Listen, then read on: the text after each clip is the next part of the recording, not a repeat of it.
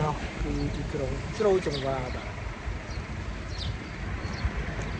ថតដេកអញ្ចឹងម្ដងបានបដិបយកទេសភាពជុំវិញនឹងស្អាតបាទស្អាតណាស់បងប្អូនបាទក្រុងមួយបាទនៅលើតែគិតពីថ្ងៃចឹងម្ដងបាទក្រុងចូលយវ៉ាទីក្រុងភ្នំពេញពីវត្តនៈមកមើលឃើញនេះបាទ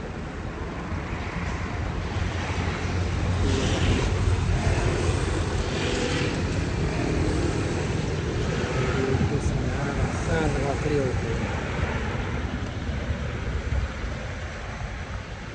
ចង់ស្អាត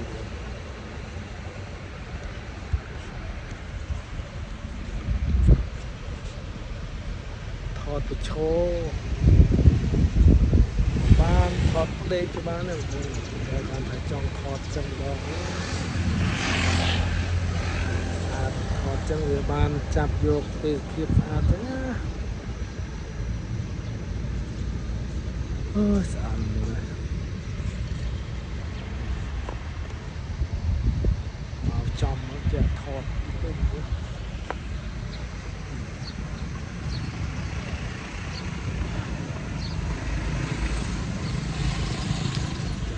ទស្សនាកម្សាន្តរបស់ខ្លួន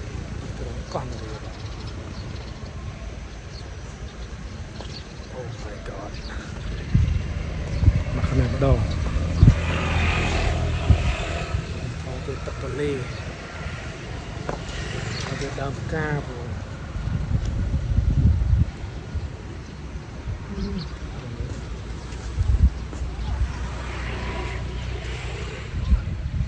ចាំរៀបទស្សនាទេសភាពទាំងអស់គ្នាមុនថតទៅទេសភាពនេះស្អាតណាស់បងនៅអាគារវឌ្ឍនៈដែលខ្ញុំថាមើលទៅសលឹមនេះអាគារវឌ្ឍនៈបរិយារៀងធំមកអេមអូ my god នៅសាឡាងឆ្លងទៅអរិយខ្សាត់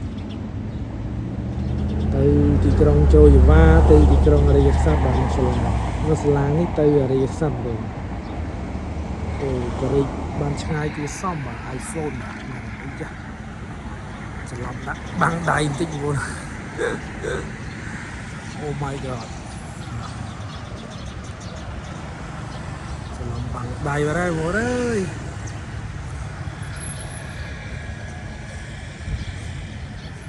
ចិត្តថតទេសភាពបែបហ្នឹងស្អាតបងប្អូនអើយមកចំចាថតឲ្យបងប្អូនបានទស្សនាកម្សាន្តអញ្ចឹងណាពេលនេះកម្សាន្តលេងបងប្អូនទេសភាពស្អាតអញ្ចឹងនិយាយបានឃើញបាទខនរាបងប្អូនតនេអាចមកកម្សាន្តលេងបានបាទអញ្ចឹងជម្រាបលាប៉ុណ្ណឹងជួបគ្នាវីដេអូក្រោយទៀតបាទ